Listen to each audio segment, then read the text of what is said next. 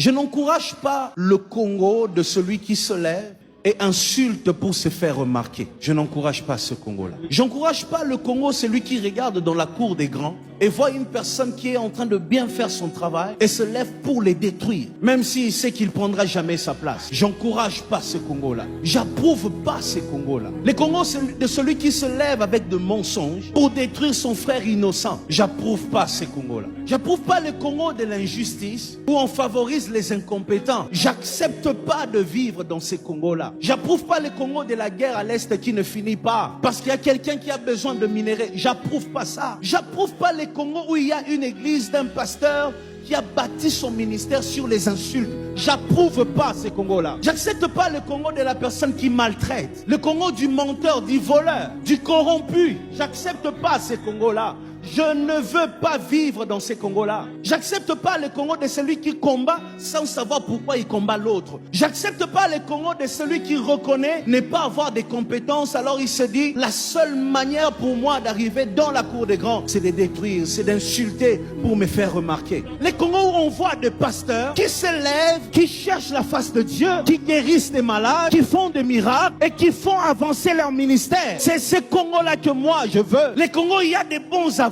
de vrais juges. C'est ce Congo-là que nous cherchons. Le Congo des politiciens qui prônent des valeurs, des politiciens qu'on ne retrouve pas dans des bassesses, mais qui travaillent pour sauver des générations. On peut encore vivre dans ces Congos-là. C'est possible. Si moi et toi, on se lève, on commence à lutter contre les antivaleurs. On commence à voir un innocent qui est en train d'être détruit. On se lève et on dit non, nous en avons marre, assez, ça doit s'arrêter. Jusqu'à quand nous allons voir, regarder comme ça, nos héros en train de mourir, nos champions en train de partir. Quand je dis ceux qui ont tué les héros, je ne pense pas à ceux qui ont tué Lumumba. Non, non, non, non. Tu n'es pas différent de ceux qui ont tué Lumumba. Lorsque tu te lèves un matin, tu te mets sur Internet, non pour exposer tes œuvres d'art, non pour exposer ta belle voix, non pour exposer ton talent, mais seulement pour détruire l'autre. C'est là où on insulte qu'il y a beaucoup de vues sur Internet. Là où on dit des choses de valeur, personne ne regarde. Et même les chrétiens participent